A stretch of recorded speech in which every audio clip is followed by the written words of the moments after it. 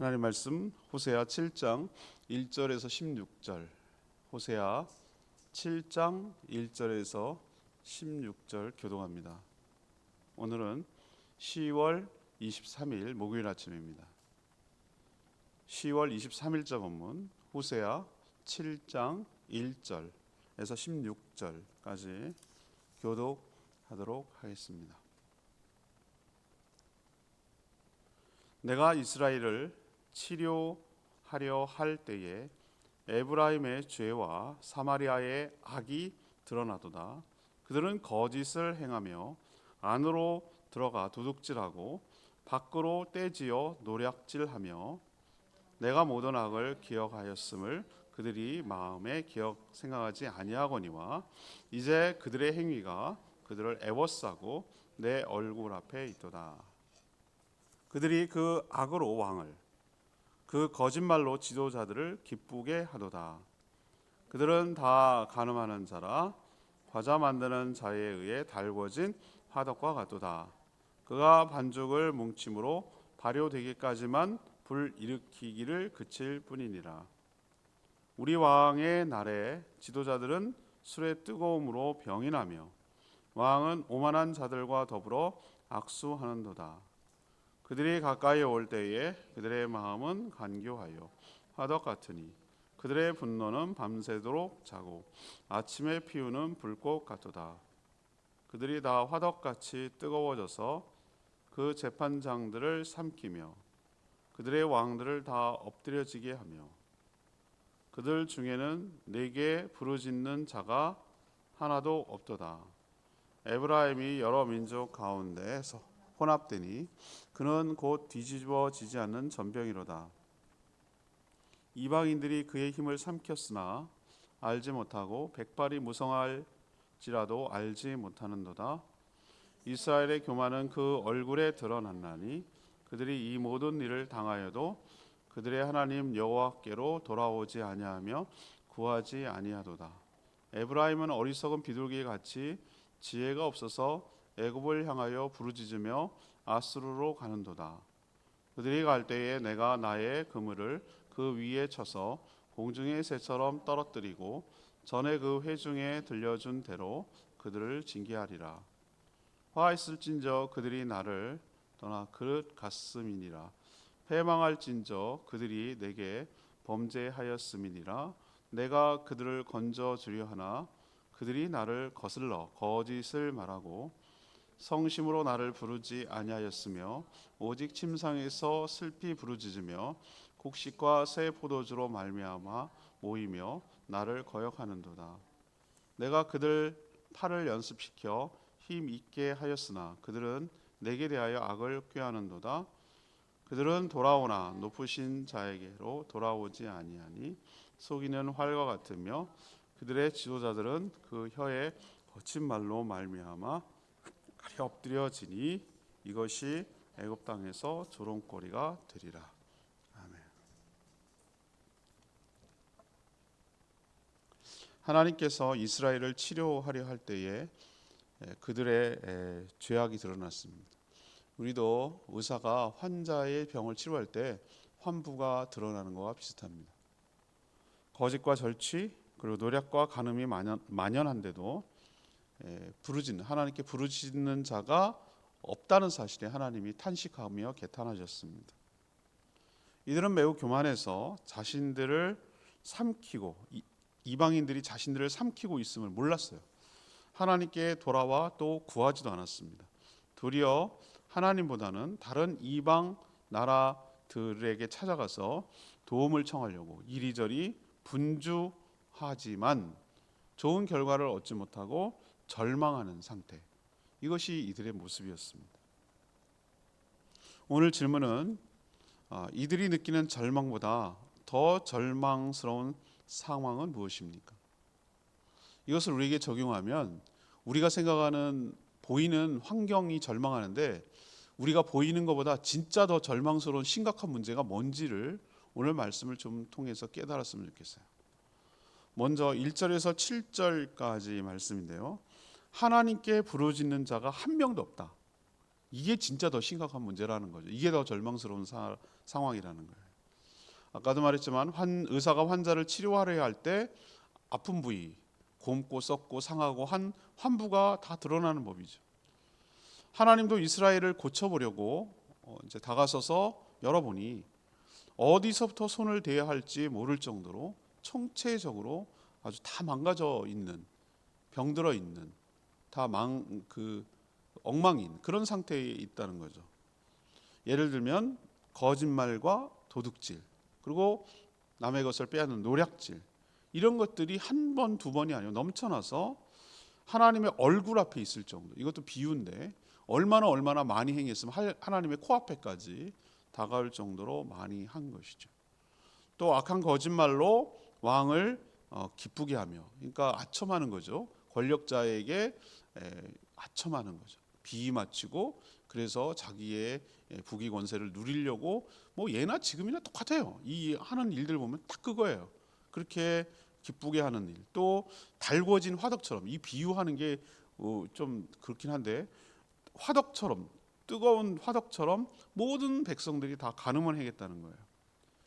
뭐 지도자라도 바르게 인도해야 되는데 지도자들도 정신 차리지 못하고 술로 세월을 보낸 거예요. 술로. 그리고 오만한 자들이 공모해서 또 악을 저지르고, 이들은 간교해서 또 분노로 가득 차고, 이들은 재판장과 왕들마저 다 엎드려지도록 그런 시스템에, 그런 그 굴레로 들어가도록, 그런 것에 순종하도록, 굴복하도록 만드는 일을 만들어내는 거죠.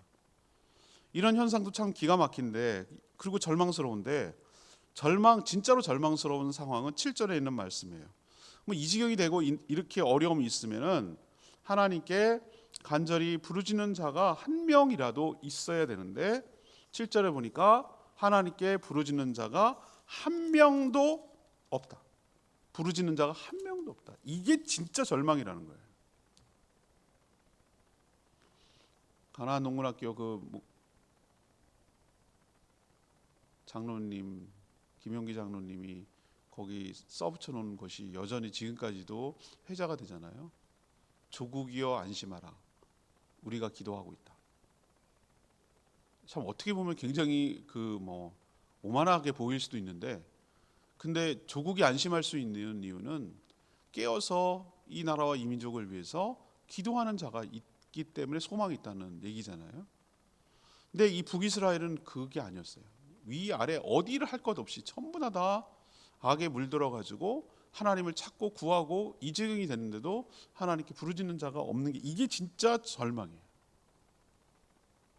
어느 시대나 정도의 차이는 있지만 그렇게 죄악 가운데 상황이 좋지 않았어요.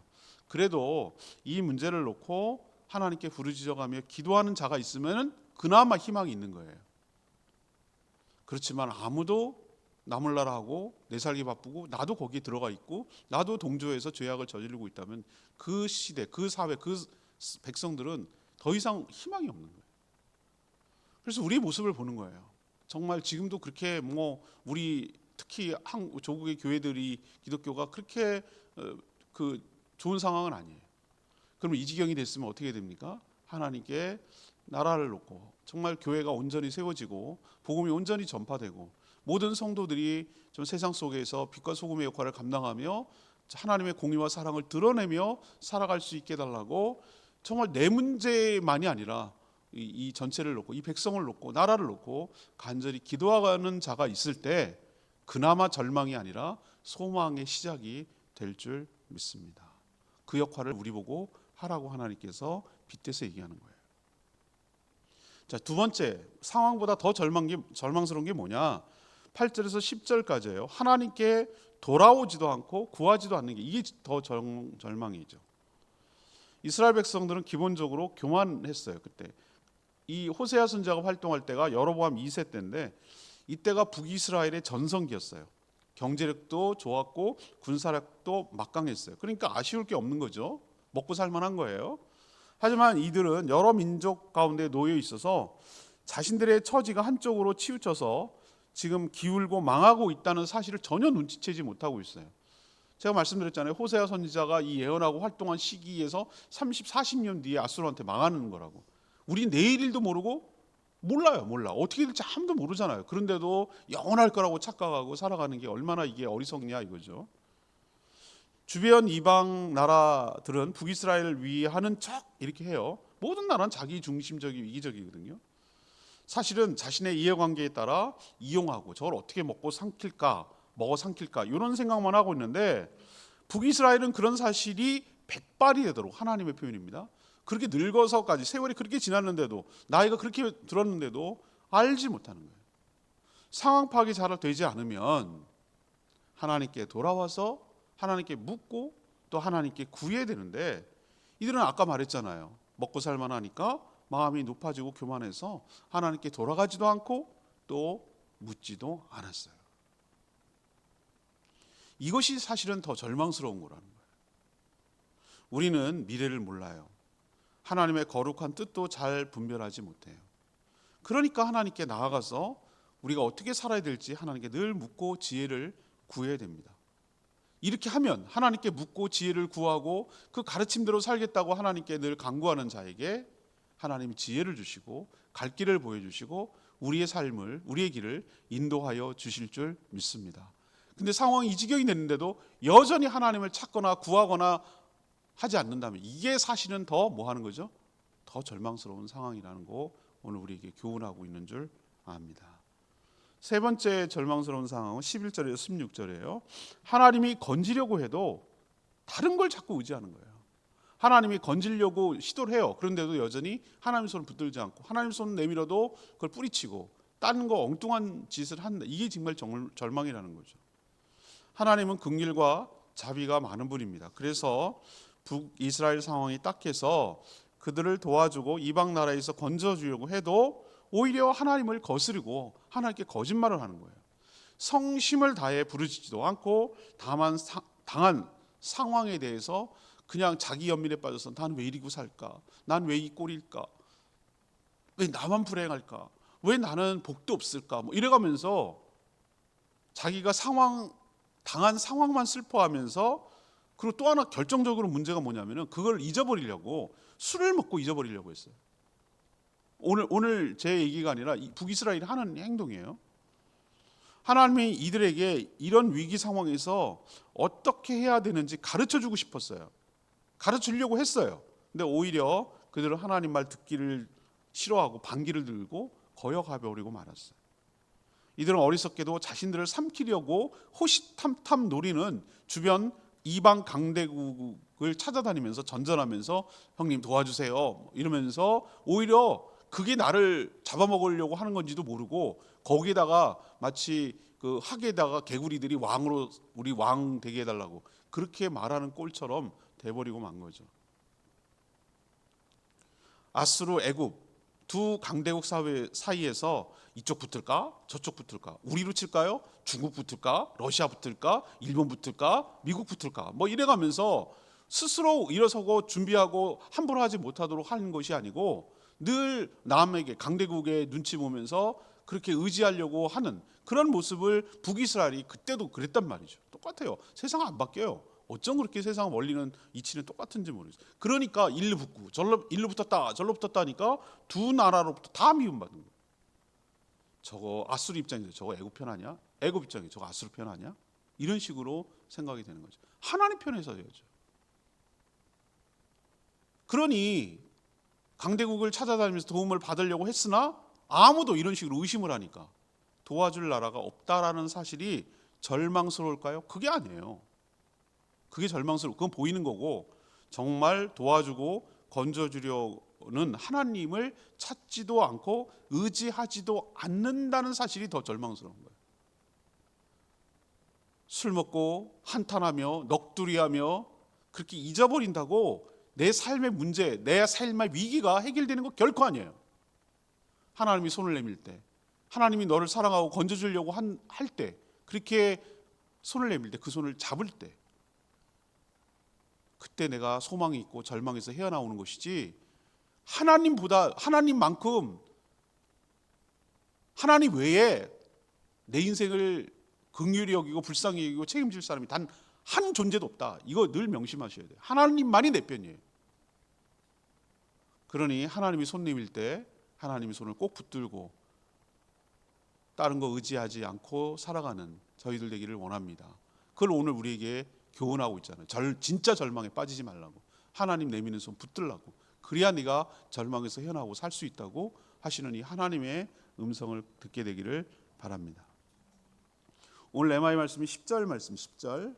이스라엘의 교만은 그 얼굴에 드러났나니 그들이 이 모든 일을 당하여도 그들의 하나님 여호와께로 돌아오지 아니하며 구하지 아니하도다. 여러분, 교만이 뭘까요? 교만이 학벌 좋고 스펙 좋고 뭐 집안 좋고 그래서 교만한 게 아니에요. 그런 거 하나 없어도 교만한 사람들이 있어요. 저는 아무것도 없는 사람이 뭐만 남은 사람? 자존심만 남은 사람. 이 사람도 매우 교만한 사람이에요. 거꾸로 뒤집어서 얘기하면. 지금 망하게 생겼는데도 남은 것 하나는 한 조각은 알량한 자존심밖에 없어서 끝까지 하나님을 찾으려고도 안 하고 구하지도 않고 하나님께 묻지도 않고 의지하지도 않고 자기도 방법도 없으면서 해결책도 없으면서 그게 해결책이 아니라는 걸 자기도 느껴가면서도 끝까지 하나님께는 안 손님이려고 해요. 하나님께 다가서지 않으려고 해요. 이게 진짜 심각한 문제라는 거예요. 북이스라엘이 딱 그랬어요. 이런 국가적 위기 상황에서 그들이 믿는 바알이나 이방 강대국들이 아무런 힘이 되지 못한다는 걸 자기들도 시간이 지나면서 서서히 깨달으면서도 여전히 속히 여호와께 돌아와 하나님께 간구해야 되는데 그렇게 하지 않고 하는 거죠.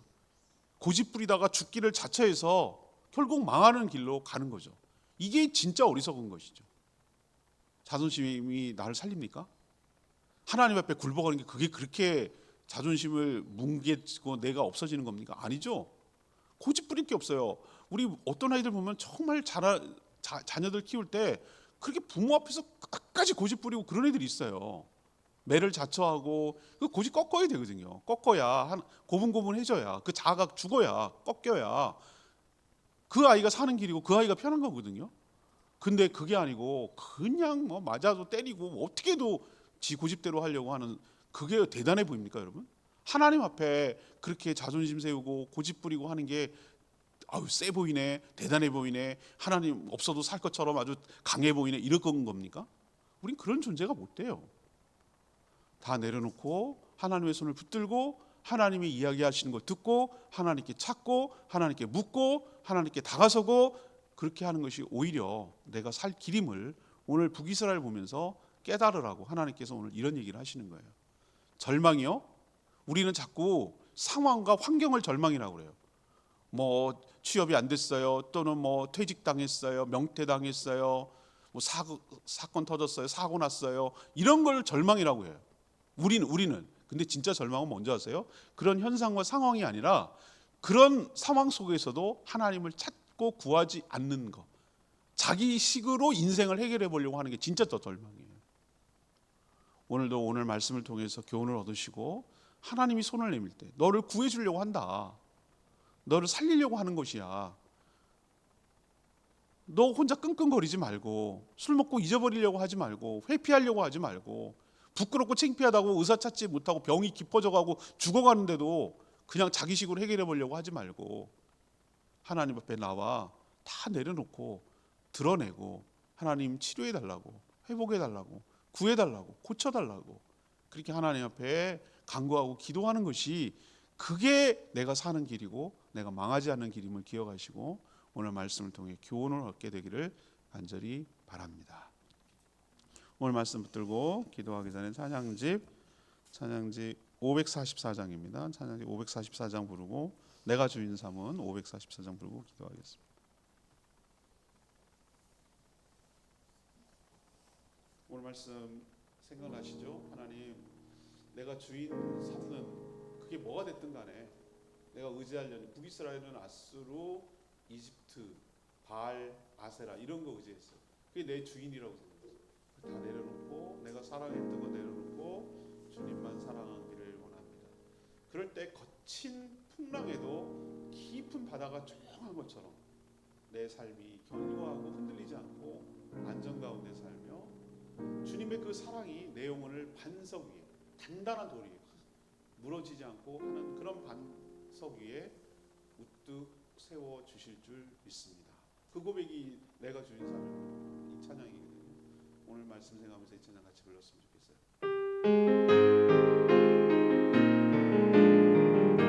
내가 주인 삶 내가 주인 삶에 모든 것 내려놓고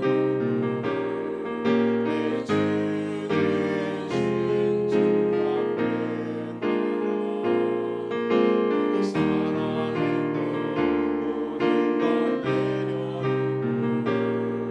주님만 사랑해 다시 고백합니다. 내가 주인 삶에 내가 주인 삶에 모든 것 내려놓고 내 주 대신 주 앞에 나가 내가 사랑했던 모든 것 내려놓고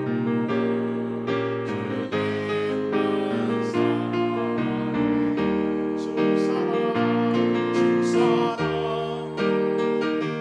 거친 문화에도 예쁜 바다처럼 나를 잠잠케 해주 사랑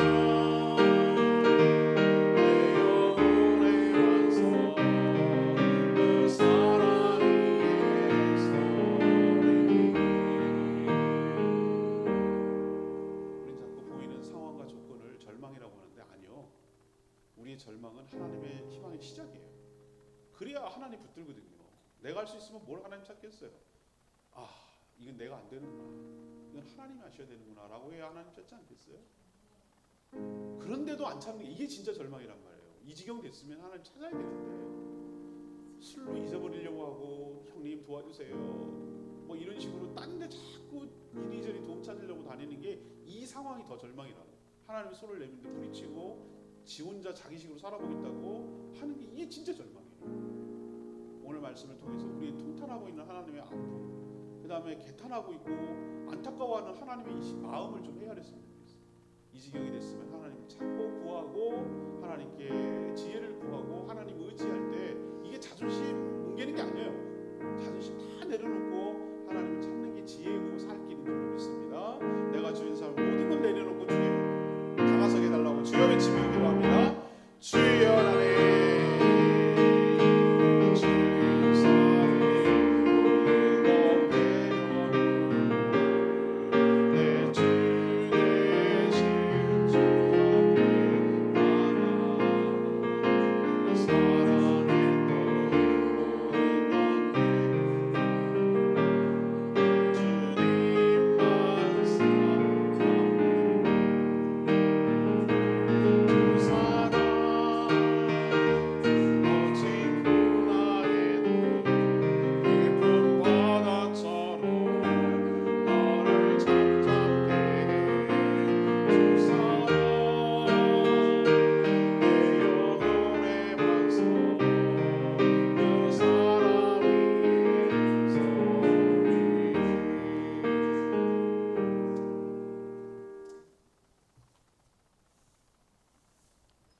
하나님, 저희들도 살아가면서 항상 좋은 상황만 있는 것은 아닙니다.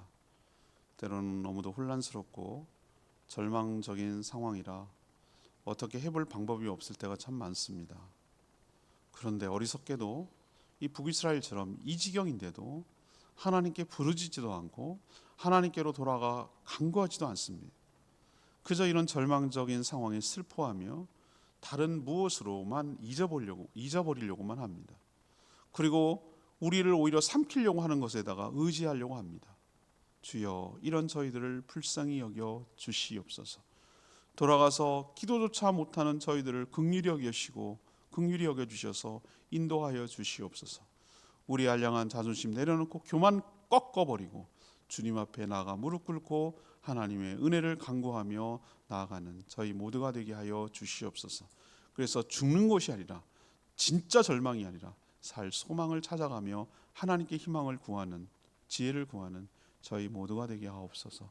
오늘도 간구하는 기도 들어주시고 주님과 동행하는 복된 하루 살아가도록 은혜 베풀어 주시옵소서. 하나님을 찾고 구하게 하여 주셔서 살 길이 열리게 하여 주시옵소서. 오늘도 간구하는 기도 주님께서 들어주실 줄 믿으며 예수 그리스도의 이름으로 축복하며 기도합니다. 아멘. 오늘 하루도 주의 은총 가운데 살아가는 복된 하루 되길 축복합니다. 송부리 기도하고 오늘 하루 시작합니다.